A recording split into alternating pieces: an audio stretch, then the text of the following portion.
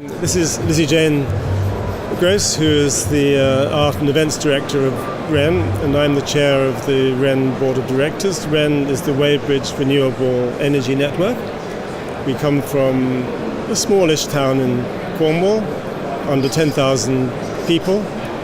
It's surrounded by some of the best generating capacity in Europe, with sun and wind and potential marine and hydro resources. It's a town which is spending £13.8 million a year on energy.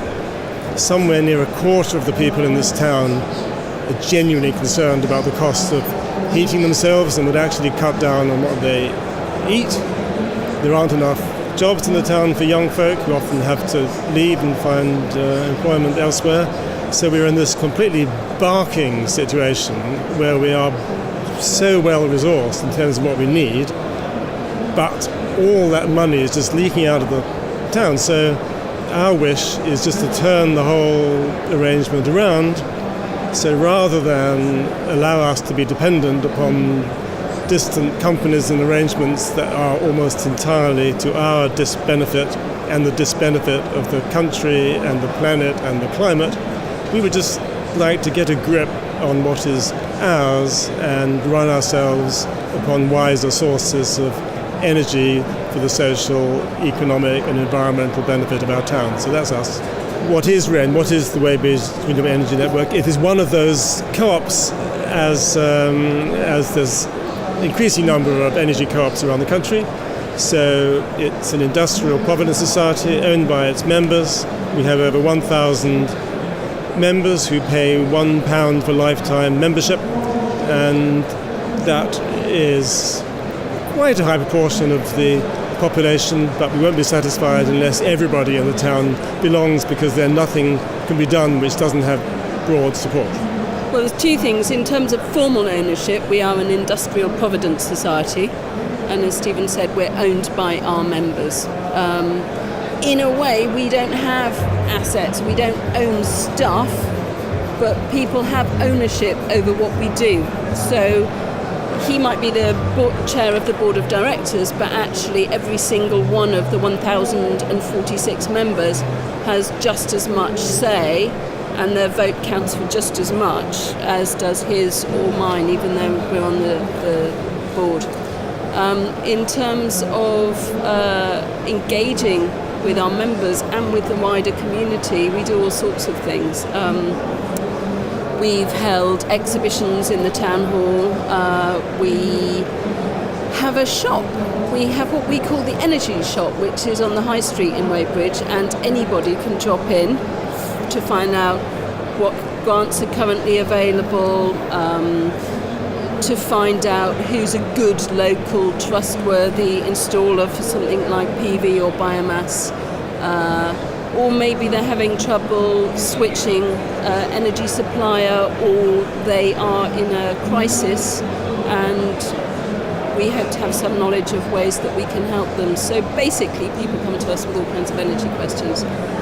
We've also done things like taking part in our town carnival, for which we wrote a song and made costumes and paraded round, towed by an electric quad, renewably powered of course. We recently did an exhibition which looked at how our town used to provide its energy, which was through a mixture of things like water mills and wind pumps, or locally grown wood. And we had 3 founders in the town making those kinds of things. It was an industrial town, you wouldn't know it now. One of the ways we know we're having an impact, just a little anecdotal story, at the recent exhibition we had, which covered all kinds of things.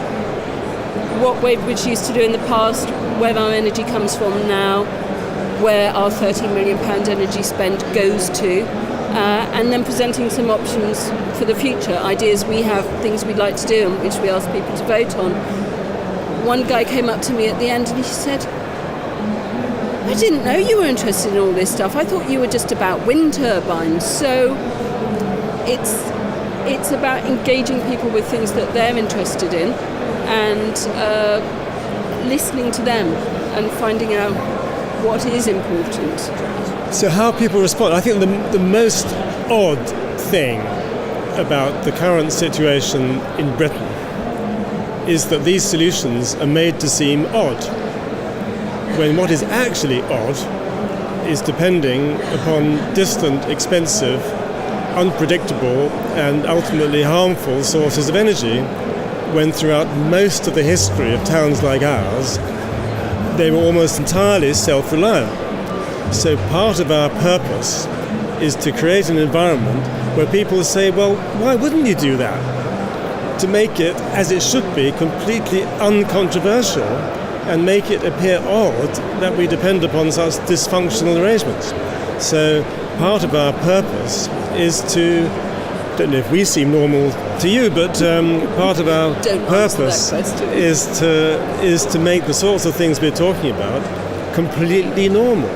And one perhaps mistake that can be made in these kinds of areas is for the knowledge and enthusiasm to be confined to groups of people who are a bit unlike other people. So it seems like something rather separate. And some of those people can actually be rather proud of their separation in terms of their greater wisdom. And that is fundamentally alienating. Our wish is for the choice for, I mean, it comes down to quite boring things like insulating a home. It's kind of boring, but to make that possible for people so that it becomes normal. Having cheaper electricity from local renewable sources that you own will become normal if we create that reality and people see that it works. Whereas currently, those who are hostile to this inevitable drift make what should be normal seem abnormal. So our task is to turn that upside down and make it seem obviously attractive and normal and uncontroversial to take an interest and exploit these opportunities.